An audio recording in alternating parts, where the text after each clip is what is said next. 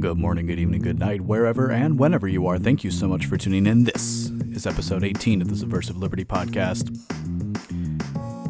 Well, hey, what's up, guys? Today's episode, we are going to be digging into a phenomenon called Sharebait. And I want to start a campaign or something so that we all stop sharing it. So let's get into it. And it keeps me from believing is that liberty dies not among outcries but thunderous applause. And every single day I'm just trying to tell the world something. Will you listen? No matter what they say, time cannot move the other way. Hello again, and welcome to the Subversive Liberty podcast. Once again, that's what you're listening to, and I am your host, Brian Thornton. Make sure you check me out on social media at Brian Thornton Jr. That's THORNTON, like a thorn in your side. And my brother said he doesn't know if that works or not, but I don't know. I kind of like it. Plus, it reminds you how to actually spell my last name. And that would be JR. So Brian Thornton, BRIAN THORNTON JR at the beginning. You can find me anywhere.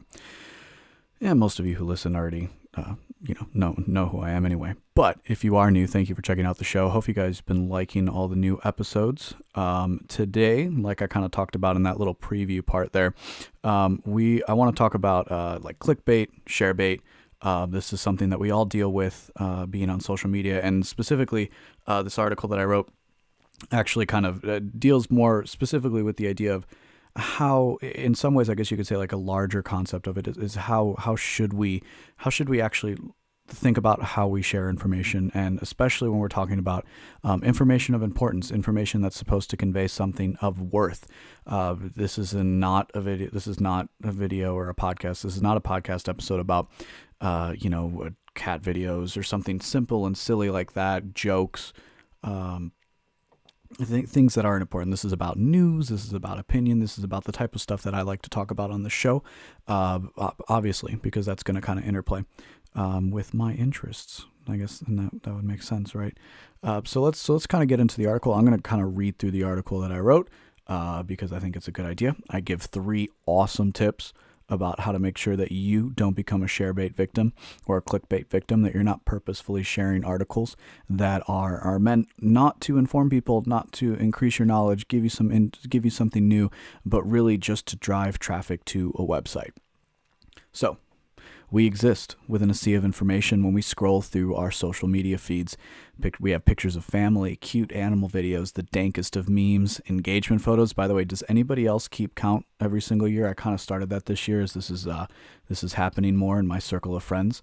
I have actually kind of counted the engagements that come through. I don't know. It's just something I do, and I'm kind of wondering if anybody else does too. You also see, the marriages, you see divorce fallout, you see diary entries that you're not really sure why people share them, but they do. They treat their Facebook and Twitter like a diary.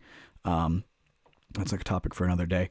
You also have educational content, you have interviews, you have straight news, opinion, analysis, and then of course you also have the innumerable advertisements that exist, especially on Facebook and Twitter, for products, services, and entertainment. And all of these things compete for your attention each time you unlock your phone or computer. This isn't in the article, but as an obvious aside, this is exactly what I'm trying to do here with Subversive Liberty. Of course, I'm trying to get your information. I'm trying to get your attention. I'm trying to make you listen. Hopefully, I'm offering a product or service in advance. So, there's some obvious, there's no bias here in that, because I recognize that that's a part of what every website's going to do. So just as a side, like I'm not being like, oh, you have a website too? Yeah, of course I do. And of course, and we don't have advertising right now, mostly because I can't afford it and I don't think it's necessary. I'd rather grow organically. But even just sharing in general. So leaving aside, actually, for another conversation, how algorithms decide what information is presented in the first place, one surefire way, like for any website like mine, like Subversive Liberty, to grow their audience is having their readers, like you, or viewers, in this case, listeners to the podcast, check us out on YouTube too. In this video, I'm actually going to, try and do a little bit more with some graphics on screen. So hopefully that turns out well in post-edit. Is the one surefire way for us to grow our audience and anybody to grow an audience is for people to share our content, especially when it comes to obviously for Twitter, retweets are important, but with Facebook, even if you like a page, a lot of times you won't see you won't necessarily see something you quote unquote like if you don't if there aren't enough shares. So this is how metrics are determined, and this determines how much Facebook actually pushes out whatever particular thing that you post, especially when it comes from like a page as opposed to your personal page, because those are different algorithms that are used. But we're leaving aside the question of algorithms for another time. And so, the point is for you to share it. And if you're successful enough, you can even turn a passion into some kind of income stream, such as the way of things of a market, or at least that's what I've been told. And I'm kind of hoping that can work out at some point or another. But that's kind of beside the point for what we're talking about right now. So if people who are passionate and who have a desire to express information clearly, as honestly as they possibly can, which is what I try to do, which is what I think a lot of people try to do, it's we'll get into it a little bit maybe, but sometimes it's maybe just a question of how far you're willing to look, and I don't think you're necessarily a bad person for not being that good, but you should read the article, check out this podcast, which you're doing already, and means you're going to be a little bit better at it going forward in the future, or at least I'd certainly like to think so. But this also means then that people can capitalize on this relatively low cost to make content that is driven not by the standard, again, by passion, by the search for truth, if that's what somebody's looking for, somebody like me who's just trying to play straight and give my thoughts on matters and kind of present information as I see it, and offer some sort of differing perspective. And if you're wondering why that doesn't necessarily mean the truth, you can go check out episode 14 of the show where I talk about my philosophical skepticism, and so why I kind of maybe have some issues with specifically saying that I'm in it for the truth, or whatever the heck that's supposed to mean, because I think a lot of people use that to nefarious sense. I'll say nefarious. That works. But they're not driven by that. Instead, what they're driven by is the standard of driving clicks or shares. They don't care about spreading accurate information. Now, salacious media headlines, things that are meant to make you look and check something out. This is nothing new, and there's nothing wrong with trying to be clever to entice people into reading your content. Obviously, as somebody with a website, that's what I always try to do when I write an article, when I do a video. When I make a podcast, I try to, I try, especially with articles, I try to give some sort of catchy headline, because I'm trying to get you to read it. I'm trying to get you to click it. I'm trying to get you to like our page and check out what we're doing, and I'm upfront and honest about that. And I don't think, again, I don't really think there's an issue there, for it. It's about what you're trying to do with it. And again, I'm narrowing in on people who are using this just to drive traffic to their site, which in turn, especially for big websites, would mean, money for a lot of people.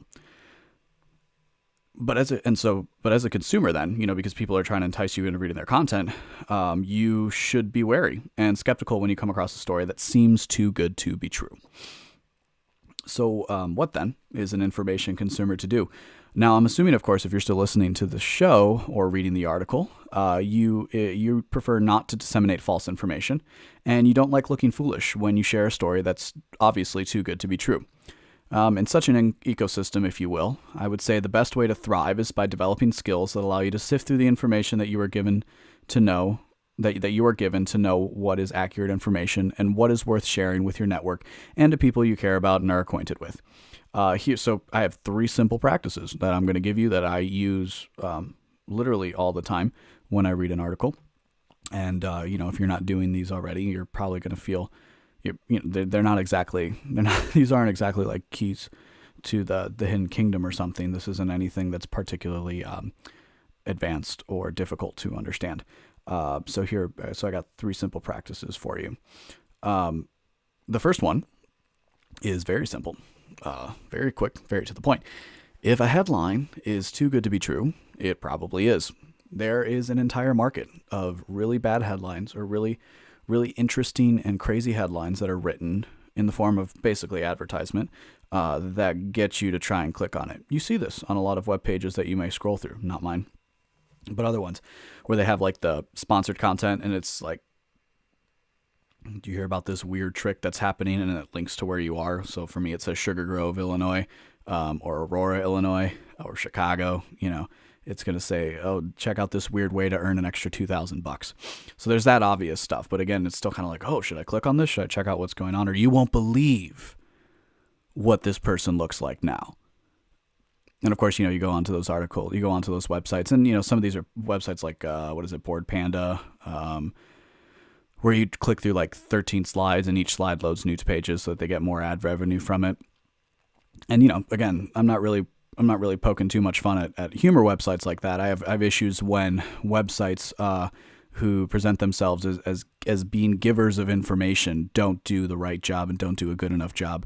And are instead just creating articles that they know are going to get shares, and they're lazy, and they don't care about the editorial standard that exists within there. So the point of a headline is to get viewers to view an article, because remember, the headline's too good to be true. It probably is. And we all get sucked in by a headline that comes up short after analysis.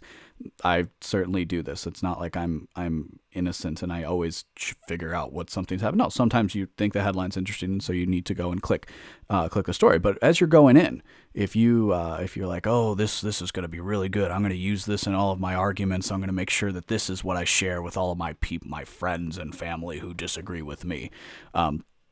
If that's your mindset going in, you're probably just going to look for confirmation bias, and in turn, you're going to miss some of the other things that happen in the next steps. So it's always important if you, especially if an article is something that you agree with, that you turn up that skepticism, and that you enable yourself then to read through things a little more critically. Because of course, more than any particular ideological persuasion, I'm more concerned with people, and I think it's more important to be somebody who is well-read, somebody who is able to articulate their ideas in a concise manner, and more importantly, somebody who is able to articulate an opposing view. Because that's where you can actually have discussion, is when people can kind of do both. So what you should never do then is share an article directly on it. And in fact, this has been shown in some studies. Again, we're not, we're not all innocent in this matter. But it has been shown that you actually do retweet things a little more quickly. You can retweet. A lot of people, more than half, I think, in the particular study that I hyperlinked to in the article, something like 75%, 65%. So most people will just retweet an article without doing it. I also saw there was another story that I didn't link to, although maybe it will be linked by the time I post this, or by the time you listen to it, where another study was, another person put out 75% of people don't read Facebook posts before they share them. And if you click onto that said article, it just repeats the headline, and then it does like lorem ipsum, so on and so forth. It's a Latin phrase that's very common on satirical sites. The point being that if you read the website, you're going to figure out that this is actually not meant to be accurate information, is in fact meant to be some kind of a joke, or some kind of a study that you're trying to, or some kind of study, or just, maybe not fully empirical and fully scientific, but to try and prove a point. That point being that people will share and not read. I think this is very common by evidence of one of the articles that I'm going to talk about here in a little bit, and articles that I've talked about in the past. It was episode 10, I think. Maybe it was like episode 10. It's don't be the dodo. These websites lie to drive clicks, and their website is don't be the dodo. You can't kill hibernating bears in Alaska. So I've covered this before. This is actually something that's really important, that I think is really important to talk about as much as possible. So that actually brings us to number 2, which is check your source. Very simple, very easy to do. So maybe a page always puts out good stuff, so you share their content, and maybe you like to help out your friend who has a small website, so you tell people about it and share his stuff on Facebook. But a good, or maybe you're one of those sharing for later people. I see that sometimes, even though there's a save feature on Facebook now and other forms of social media, and of course there's applications like Pocket, so I don't really get the whole like sharing for later thing, but whatever. A good practice to adopt is, if you are looking at a source or a website that you're not usually familiar with, just scroll on down to their About Us or their Welcome section, something like that. And give them a quick once over, especially again if you're unfamiliar with the page. At the very least, this is going to stop you from spreading purposeful satire as gospel truth. Again, this would be more from the standpoint of an article that was written to be purposefully satirical, that is to say, not accurate.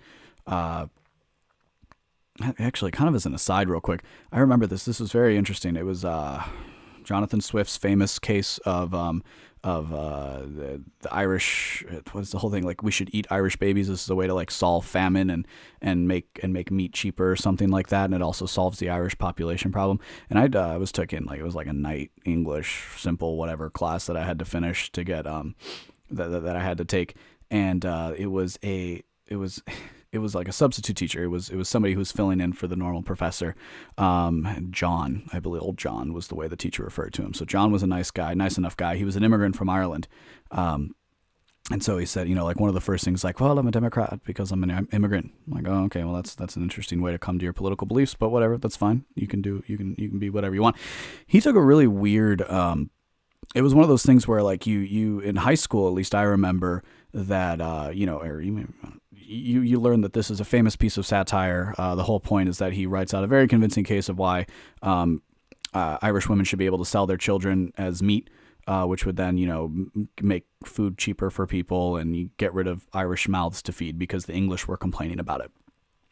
Never mind the fact that, like the English could have just not, made Ireland their, little kingdom area, whatever, empire and all that. Beyond that, that's beside the point.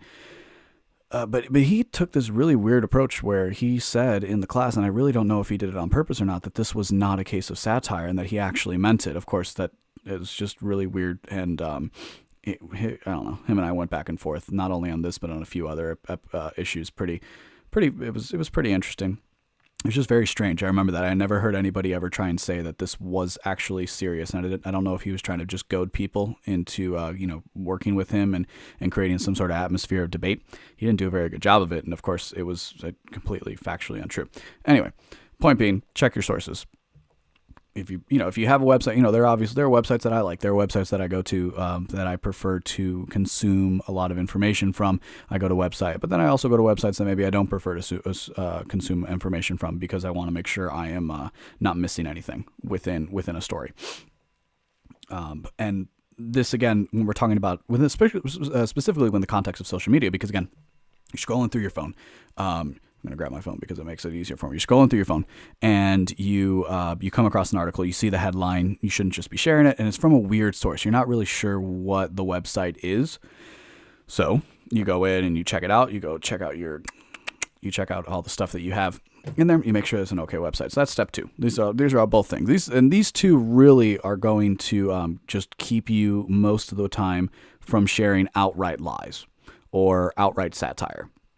So either a story that is so completely untrue that there's no reason that you could back it up. And by the way, I could kind of draw this out. This doesn't have to be with articles. This could also be with memes. This happens a lot. Somebody will put a quote up. There was one about like Jerry Jones and the Dallas Cowboys a few weeks ago, and it was like it was not factual. And so, always look for sourcing, always look for something to go through. And that brings us to number 3, which is follow the hyperlinks. It's amazing. It really is amazing what you can uncover by following the hyperlinks provided by an author. Sometimes you find the questions answered, which means you're probably not sharing deceptive or manipulated information. Equally helpful though it is disappointing, is when you realize that you've been taken in by clickbait or sharebait. Because as you start to click through, the story quickly unravels. And really, if you start to do this, especially with Huffington Post is they're a big offender of this. It really is surprising to me how low of editorial standards seem to exist on a lot of websites, including some websites that would be regarded as reputable, that you would think you wouldn't have to worry about. You wouldn't have to worry about sharing the stories that they put. So if those tips seemed basic and simple, it's because they are. The point is choosing as a news consumer, and this is kind of the point. And this is again just about trying to be a better news consumer, just a better consumer in general, is to make sure you take the extra steps before you pass information along to your network. Nobody's perfect. Falling victim to clickbait, sharebait is going to happen as long as people implicitly trust sources that give off an aura of credibility, and those sources in turn play into our confirmation biases so as to make sure that they get our views and our clicks, which is their source of revenue. So to stop clickbait and to try and lower the amount of sharebait you see, what you should do, you should really share this episode or share the article that I wrote get it. I'm trying to poke fun at the fact that I'm actually doing something that I want people to share, but I'm also talking about why you should be careful about sharing things. There's a winky face at the end of the article. But really, though, this is the way the media influences our perception is a big interest of mine, and something that I really like and want to talk and write about as much as I can. So if you're, obviously you're listening to this right now, or you're watching on YouTube, you can, in the article, which will be linked and everything here, you can check out the 10 guideposts of subversive liberty, which is episode 0. Again, I'm pretty sure it's episode 10. Don't be the dodo. You can read my article about Trump's Twitter. There's also a short video that deals with that. So if you don't want to read it, you can listen to it. It's called Trump's Tweets, or What Can I Do About the War? And then also episode 14 of the Subversive Liberty podcast. I don't know, and maybe that's the point. Or you can go all the way back to an article that pretty much started me kind of writing and producing content on a somewhat on a more regular basis. And that was, now that the election is over, what should you do? Spoiler alert, the answer is read a book. And try and figure out who you are, and figure out your place in the world, and figure out what you stand for and what's important to you and how that interplays. And then research what you think is important to you and trace it back to its roots to make sure that it doesn't have anything back there that you're going to feel guilty about following, or that you realize actually does contradict another moral that you have. Now, what made me write this article? You might ask, because like I said, this is something I'm interested in, but usually when it comes down to me writing something like this, it has a specific catalyst of some kind, I should say.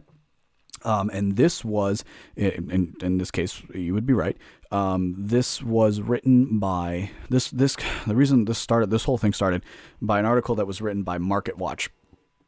Now, if you don't follow MarketWatch, I don't necessarily even recommend that you do. It used to be Heat Street. They would have some editorial content that I found to be interesting, not necessarily stuff I always agreed with, but an interesting perspective that I found valuable in some format or another. And at the very least, they also tended to cover things that happened on college campuses quite well. They covered everything that happened at Evergreen State.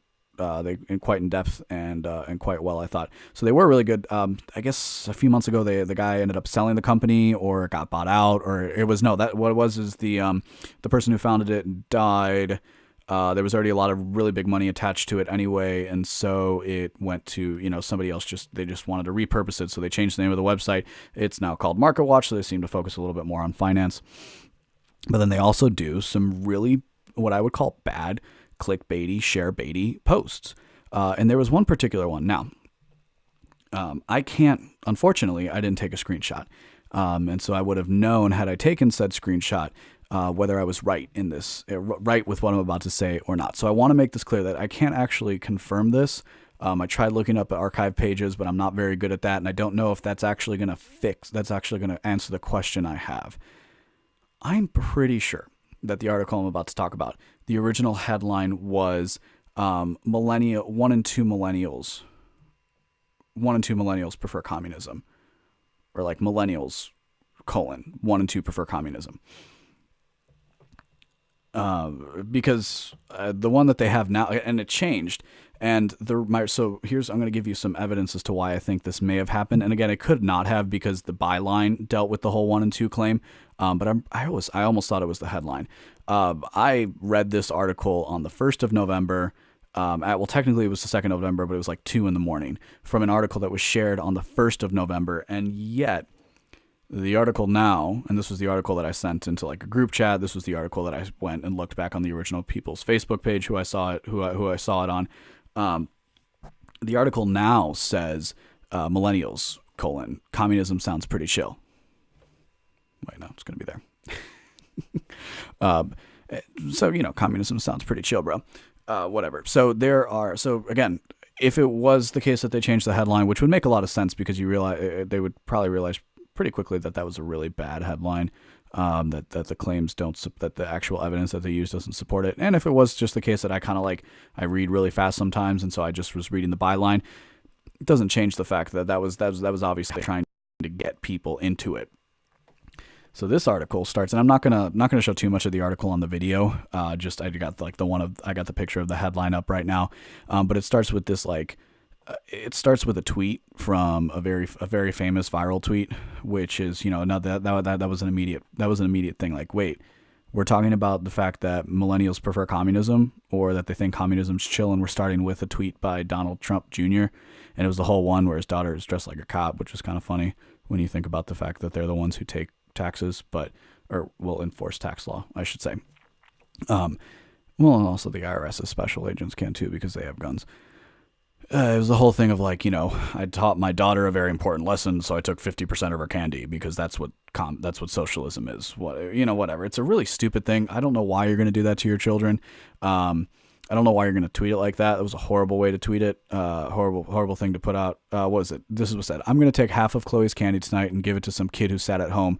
It's never too early to teach her about socialism. So sorry, but he's playing on this meme, this constant meme about like, this is how you teach your kid about socialism. Frankly, I like the one about Social Security, where it's like the grandpa takes like all the like half the kid, like a 30% of the kid's candy. He's like, no, this is Social Security, and then in 50 years you're going to take it from your grandkid, and then that's basically how Social Security works, because it is. And this is like, perhaps you should share his wisdom with millennials. So again, there's that was like the first red flag was again the headline and the byline, because I was like, this seems a little weird. That's a really strong claim to make. And of course, it's not that they prefer socialism or that they prefer communism. It's that they prefer socialism and communism. The second one is that there is only one hyperlink. I'm not going to read through this article because, again, it's not really all that good. And I'm going to get into like the actual source material in just a couple of minutes here. There's only one hyperlink in the entire article, and it links to, and it's on the prior study that they were talking about, because they are talking about the Victims of Communism Memorial or something. They're a big organization that's in part funded by the federal government that gives victims of communism a place to tell stories, and then they conduct surveys. And one of the surveys that they've done for the past 2 years now, at least, is talks about like people's perceptions of communism, socialism, capitalism, whether they can understand the definitions of it, whether they think it's a problem, what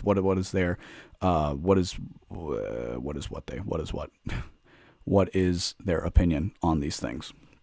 So that's what they're trying to talk about in this article. But the only hyperlink links to the article they posted a year earlier, and this is me clicking over on computer so I can follow along. Polls, millennials desperately need to bone up on the history of communism. And in this article, in particular one, have like I think it was only one headline. I might have been wrong. Yeah, it was only one headline in that one too, and it links to the 2016 survey. So they're supposedly talking about the 2017 survey. They still, as of today, even if they did change the headline, which again I'm just going to kind of leave that alone, because that might have just been a mistake that I made. I think I read the article at like 1:30 in the morning, so it's very likely that I didn't read the headline as perfectly as I could have. They linked to the 2016 survey, so there's no actual link to the 2017 survey, and I thought that was really strange. So I went to the Victims of Communism website, and of course it was there. And so I decided to take a little look at the survey, and I thought there's some really interesting information within that. And what's interesting to note too is some of the information that I'm going to talk about is actually brought up in the article later on, which is another way, by the way, that you can figure out that you're looking at sharebait or clickbait. If somebody says something, says one thing, and then claims one thing, and then later on in the article, it's not so much that it's overturned, but it's mitigated. It's a little bit more understood, and the methodology becomes clear. So I have a problem sometimes with the way, specifically in which the media will share studies and how they present them. There's like, studies, chocolate is good for you, and then you find out that this was actually done by that was something like that was done as an experiment by a scientist who was trying to figure out how many science journalists really read the studies that they put out. So if you conduct a really strong study, or a really large and involved study, you have, of course, a lot of data that backs up your research in one form or another. And so at the beginning, you're going to give a summary of what your study claims to talk about. And then if it's particularly long, you're also going to have something called an executive summary, which that executive summary is oftentimes all that politicians and media pundits will even come close to reading. Because, of course, when you get into the actual science of things, things get a little technical. Now, I might say some things coming up. I'm not a statistician, so I might say some things that are inaccurate, or maybe somebody can come on and or write something that kind of counteracts some of the claims I'm going to make, because I just have an issue with how people tend to report things, and then so the impression that that's supposed to give. So case in point, we're trying to talk about the fact that 1 and 2, this is the claim that the article makes, and it's not a claim actually made in the study. So I want to get that out now. But it is somewhat supported by the data, as you'll see in just a little bit here. But this is what I take issue with, is that these things are presented, and then they never bother to ask how many people are actually interviewed, and they never put that into the original article. Because of course, for a lot of these studies, these so-called studies and polls that are done, when you start to look at when you start to look at them, you're kind of like, really, this is what we're basing our information off of, huh? Okay, well, I guess this is going to be how we go from here. And of course, if you are an academic, if you are somebody who does research of any kind, you understand the importance of having a larger sample size, because that lets you adjust for things and try to get a better picture in the data. So while I might think there are problems with the way that this is done, I might also have problems with what it is that statistics and using math and asking people questions and so on can actually tell us about any real issue. I'm not saying that they don't have their use, they don't have their value, they aren't nice ways to test the water.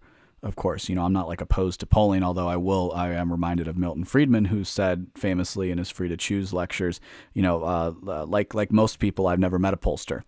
And of course, it's a little bit different now with the internet, because you just can go online and sign up for these websites that conduct polling, which is exactly what the victims of communism did. They partnered up with YouGov, which is a website that specifically deals with people taking interest in different stories and answering questions about them. So again, I'm not saying YouGov needs to get shut down. Not even saying that YouGov is a bad website. What I'm doing is moving past the simple clickbait, and I'm trying to bring you guys the actual information that's brought up in this thing, because one of the reasons why I chose this article specifically, because like I said, I've done this before. I've done this with an article from the Huffington Post. I want to take an article that is confirming my biases about the world, which isn't really the case, because I don't necessarily think that 1 and 2 people actually prefer communism. I think if you talk to people, they would more often than not prefer communism. They might still prefer socialism, whatever the difference between those two things may be. But I don't think it's entirely fair to make that kind of claim or assessment. And so here's some of my reasoning for it. If you go into the executive summary, or not the executive summary, if you go into, it's a PDF, and I don't even have access to all the data metrics. The only thing I could find was like a basic PDF presentation that does have some of the data in there. Not all, maybe there's more of it. Maybe that is all of it, and they just put it in a PDF format, but it is just a PDF. I'm going to have that linked. You're going to be able to look at it yourself. I'm also going to put, if you're watching on YouTube, I'm also going to put some stuff up here on the screen in just a second here. So this was conducted from an online survey. Again, YouGov is a place where you can create a profile of some sort and participate in different surveys based off of, I'm assuming, your demographic information would be the largest thing that they use. It only took them 7 minutes to complete, which isn't like a long or a short time. I mean, you're just asking people questions and they're answering them. But this is what always gets me about these things. We're only talking about 2,300 people, 2,300 people. The United States is a country, by most people's estimation, of 330 million. And again, somebody write to me, tell me why I'm wrong about this, because I'd like to be proven wrong on this matter. Am I the only one who has a serious problem with the fact, and I don't think this is an uncommon sample size, by the way, for a lot of these smaller, again, clickbaity, sharebaity articles that get put out there. They rely a lot of times on data and survey that have, I would consider 2,300 people a pretty relatively low sample size. Maybe I'm wrong. Maybe I'm being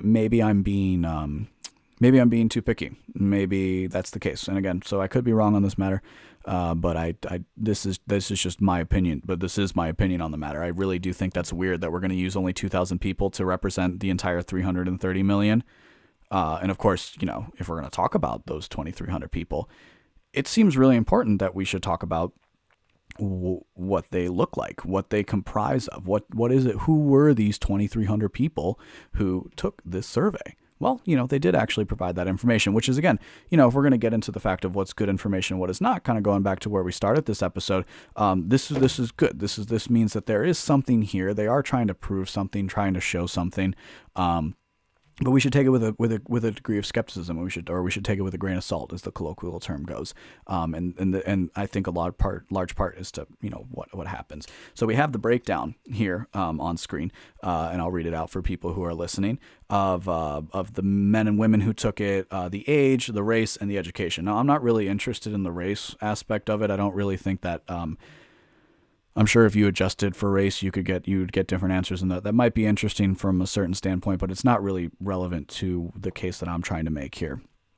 And more importantly, because in like the little fine print, they purposefully manipulate the demographics to try and exemplify the totality of the U.S. population, and that's what a lot of these surveys and so on and so forth will try to do, to give themselves that air of credibility. Maybe I'm wrong maybe I am being too picky. But so they'll be like, okay, so we got what is it? It was 65% white, 11% black, 15% Hispanic. I don't really know where I fall in with those categories. And then 7.7% other. So that's supposed to be the general makeup of the United States, right? So mostly white, black, Hispanic, other, where Hispanic is not a race, by the way. It's just not. It's like an ethnicity, because Hispanics comprise of both whites and blacks and natives. People who came from Africa, people who came from Europe, people who were here originally, whatever. Topic for another day. Again, maybe that's just me being too picky, but I think it's important because words express information, and the way we talk about the world is often the way we view it. So 48% male, 51% female. It's not really all that interesting. Okay, so it was of the people who took it, only 8.8% were 16 to 20. So that would be 202 people, 202 individuals. For the 21 to 29, which was 15, so 16%, that was 356 people. 30 to 44, 556 people. 45 to 64, 768 people. And 65 plus, 416 people. So under 30. And so it's important to note that a lot of so I'm also going to go into some claims, because again, this is all about this is what millennials believe, by the way. I did think it was kind of interesting because, so from what I understand, again, I could be wrong on this, but the general years for being a millennial means you're born between 1981 and 1997. I've also maybe heard 1985 as the beginning point, but that's what I found in a quick Google search. So 80s to 97. So born after 2000, doesn't matter, and that would comprise then people who are 20 to 36 years old. Those are people who today would be considered millennials. Now you'll notice that they don't cut this from 37 to 44. They cut it from 30 to 44. So just as a methodological question, I would be interested to finding out whether, when they adjusted for millennials, did they use the 16 to 29 category? Did they only use the 21 to 29 category? Or did they use 20, 21 to 35 or 36 or 34, something like that? Because again, when they're breaking down the demographics here by age, they kind of put it into these groups. So I'm wondering if they also use that for millennials, which actually then kind of calls to question the accuracy of what they were putting out there. So I'd be interested to hearing that cleared up. Maybe I can get that information, and if I do, I promise I'll bring it to you in some form. Maybe it would just be a tweet, but I'll still get it out there because I do think that's interesting. And so what was it? And so 558 people were then under the age of 30. That's how many people took it. 559 if we want to round up, because I got decimal points in here. 556 were from 30 to 44. So most of the people who took the survey were over were over 30. And so maybe some of those people then technically comprise millennials. We don't know if they're actually using that information when they're talking about millennials.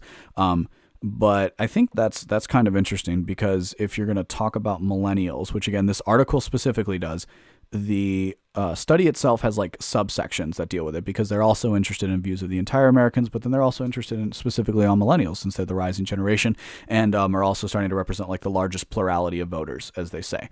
So right there, this has nothing to do with whether I think communism is good or bad, because I don't think it's very good. In fact, I think it's quite horrible and quite deadly. But there are problems that come up then when you first off put this stuff out as fact. You don't put proper hyperlinks into the situation to link to the proper articles, and then the article itself can kind of get a little strange. And so one of the claims of the article was this whole thing of like millennials opt for, well, they say that millennials opt for capitalism or socialism, which is a neat little trick because really it comes down to like 42% prefer capitalism, 44% prefer socialism, and then 7% prefer communism. By the way, another 7% prefer fascism in this survey, which was kind of weird to me that would be the case, that there would be people who would actively put it. So maybe they were trolling, maybe they were serious. I don't know. The point is, if we're going to remove the communists and the fascists from the equation, it's 44 to 42%, which, by the way, still says that you could say a plurality of millennials at that point do prefer socialism to some extent over capitalism. And I do think that that's an accurate statement. I do think you do tend to find this when you interact with people. Certainly, as somebody who takes an anti-socialist or an anti-communist stance, I certainly run into this often. That people tend to have a pretty favorable view of somebody like, say, Bernie Sanders, who's an avowed socialist. And, people have a pretty decent view of socialist ideas. Now, they talk about this in the article too, but of course they bury it. For the possible explanation, what they show, and this is up on the screen, is that 53% of millennials feel that the economy is working against them. So what the study tries to say there is like, look, we're not saying that all these kids are like socialists and that they know what they're talking about. What we are saying is that, maybe they think so this is the chain of reasoning that goes into this. America is a capitalist country. I live in America. I'm an American. Things don't seem to be working out for me. I've been promised things that haven't been given to me. I thought I was going to be doing a lot better in my life based off of what I was taught and told growing up. And so, if this is what capitalism is, well, I'm not a big fan of it. So then now I hear about people talking about socialism, which is alternative, and it sounds really nice because it sounds like there are just people who are out there trying to get me, and that these people are going to take care of me, and they're going to make me safe, and they're going to give me things, and they're going to make sure that I'm taken care of. And then they're going to make sure that everyone is taken care of, because that's a really important thing. We need to make sure everyone's taken care of, because if no one's not taken care of, then the people will die. Whatever. That's my best, not even an imitation. So I'm trying, so that might be a chain of reasoning then as to why somebody would say they prefer socialism to communism. And frankly, they've been probably told that by at least one of their teachers at some point in their education. Certainly if they're in college, they would too. Speaking of college, going back to the breakdown of the people who took the survey, most of the people who took the survey, and this is actually what I found most interesting, other than the fact that more old people than young people, if you're going to talk about millennials, we're having a bit of an issue here with actually finding an accurate representation of what they believe and what they hold as their opinion. And more importantly, we are individuals. We are not collectives. We are not the sum of a part. We have our own unique ideas that might be influenced by things like our race, by our age. It doesn't matter. I don't like turning people into numbers. I prefer to think of people in terms of individuality and in terms of having their own unique perspective that is colored by other schools of thought. And again, I talk about this idea of schools of thought in episode 14. The education was actually the thing that I found most interesting about this, which is to say that 42% of the people who took the study, that is to say the plurality of people, were had only a high school education or less. 31%, and I actually was wondering like, oh, maybe that includes people not in college. No, people in college, some college, 31% of people. So that represents the next, and then college grads and post grads. Now there's obviously some things like maybe people who don't haven't graduated college and don't have a ton of debt or don't have a good job, have time to take surveys every single day. And younger people maybe, and older people then have more time to take surveys, which is why maybe, or they're more inclined to take surveys. So maybe that's why there's more older people. There were more older people who responded to the survey. But I thought that was really interesting too. So now we're talking about, so most of the people who took this survey are relying on, I would argue, a public education, because that's by and large what most children in this country receive, is going to some sort of public school. And I really do think that says a lot about the way that communism and socialism is taught within public school. Certainly as somebody who comes from a family who was impacted by communism. I've told it before, and if you know me, you know that my grandparents escaped from communism. My mom's entire side of the family came over from communism. They escaped Fidel. So I was raised very close to this I was raised very close to the story. It's the story of communism and how it destroys nations and how it destroys people. And what I always found growing up, and I grew up in outside the suburbs of Chicago, is that more often than not, I ran into ignorance about the topic of communism and about the effects of communism, especially when like Michael Moore's movie Sicko came out. This has kind of continued on. There was one guy who once wore a Che shirt during on a Civvies Day because we wore uniforms at my school. And so, I really have always just found that there's more ignorance, especially if we're going to talk about like the Cuban Revolution and what Fidel did to the country. There's certainly just plain ignorance, and then there's also fervent support, and there's kind of a stick your fingers in your ear, la la la, I can't believe you, about the horrible things that happen, because they would prefer to think of communists and socialists as so they're ideological people basically. So they refuse to believe the facts of what actually occurs in these situations, and instead choose to believe propaganda. Or choose to then blame everything on the U.S. government, which, look, not saying the U.S. government is blameless in that situation, in the revolution in Cuba, but that doesn't change the fact of that doesn't change the reality of what communism has done to an island that is 90 miles off of the most wealthy country in the world, and their infrastructure is crumbling, buildings fall down in Havana, and they're still driving cars from the 60s. That's not quaint, okay? That's not quaint. It's something that's it's sad, really, because this is a country that should be rich, much richer than they are, and they're not, because of their economic system, because of communism, because of socialism. And so because of the fact that most of these people only graduated high school who took this survey, and because of the fact that they probably haven't had anybody, if they're lucky, they had somebody who could teach them these things properly, but chances are they don't. So they had somebody who was apathetic, or they had somebody who was ideological. The apathetic people don't know anything. The ideological people spread lies, so to speak. And that's what I think actually amplifies what's going on in this study, and what's going on if we're talking about like millennials and the fact that more people prefer socialism today. But that's not all we're going to talk about, because there's still more to get into with this article. So millennials offer socialism or capitalism. I've already showed you guys this one. This is mentioned in the article too. But again, the point wasn't to actually present the information in some sort of real or accurate way, or a way that's going to teach you things. The point of the information from this article from MarketWatch was to get you to click on it. Was to get you, more importantly than to share it with your friends so that they would click on it. And so I will be linking to this article so you can check it out. But hey, maybe don't, because, clickbait. But do, because you should also check and make sure that I'm being accurate. I'm giving an accurate portrayal about what's going on within the article as well. So this was the one thing. So 7 in 10 millennials like Americans as a whole. So this is true. This was true then throughout the entire survey of the 3,200 people, that 2,300 people that they interviewed.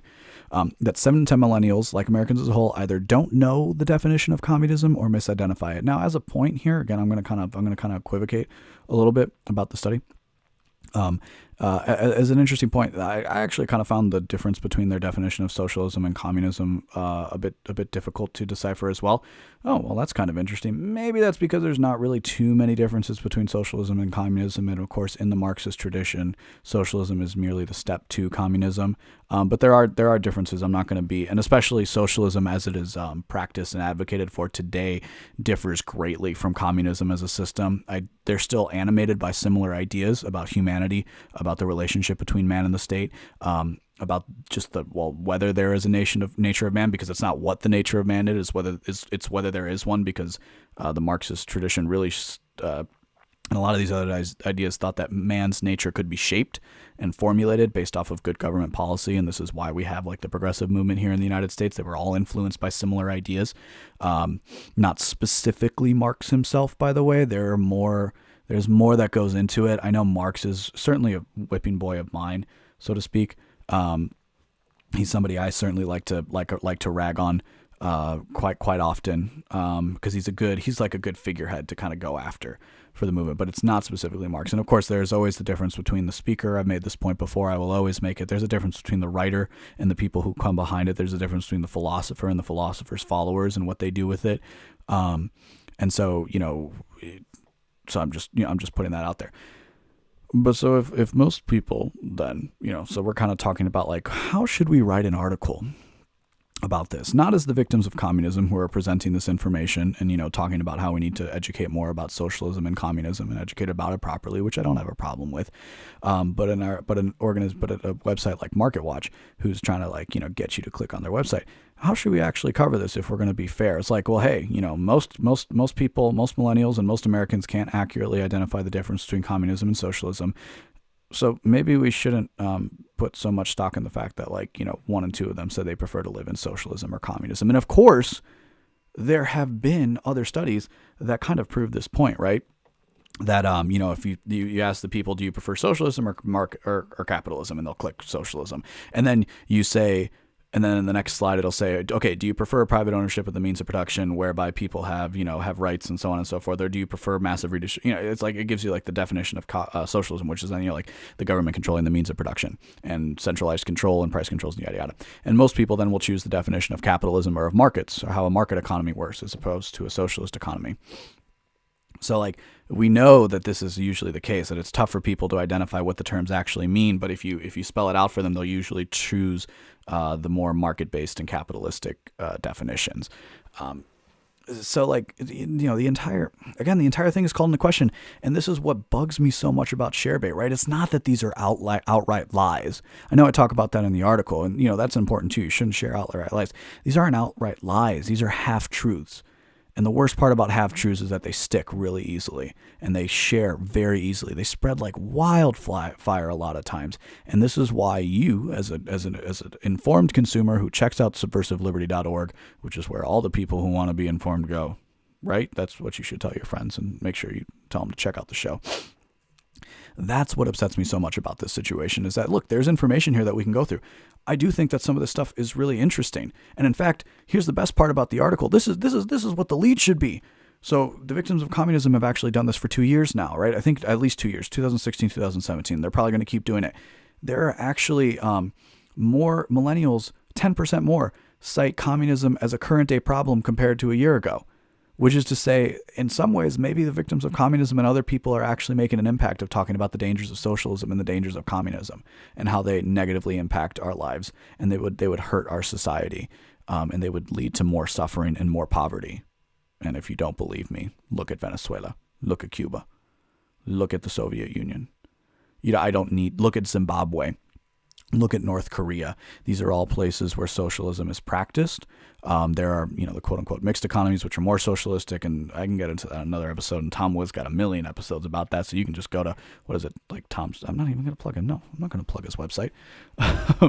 It's tomsfreebooks.com, and it's your friends are wrong about healthcare. It's all about there's one about Sweden. He's got interviews with people from those areas where they talk about the economy and the economic policies of those Nordic countries that are always spoken about as socialist utopias, socialist paradises, when they're not really. If you actually, again, look at the data, look past the headline, look past the clickbaity articles, and actually go and learn more about the culture, the history of the culture, the roots of the culture. These are the types of things that I think you should focus on. And if you keep listening to this show, guess what? You're actually going to figure them out a lot easier, because these are the types of tools that I really would like to share with people. These are types of things that I like to do, where I really dig into an article and I try and figure it out for myself, and I try and figure out what is and what isn't and what's not going to work.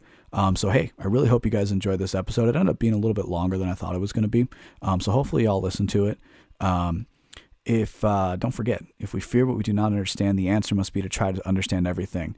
Follow me on all social media at Brian Thornton Jr. You can follow the site by going to subversiveliberty.org/subscribe. You can sign up for our emails there. You can follow us on Facebook, Twitter, YouTube. You can subscribe on your favorite podcatcher. What else?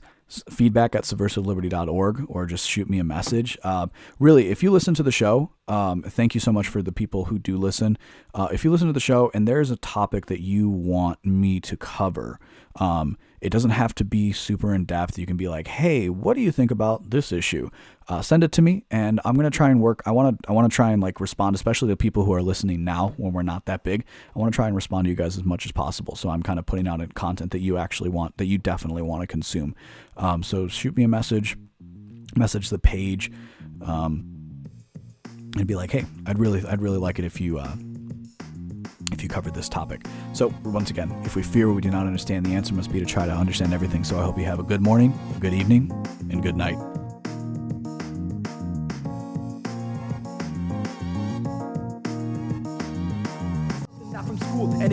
and believing is that liberty dies not among outcries but thunderous applause. I know nothing.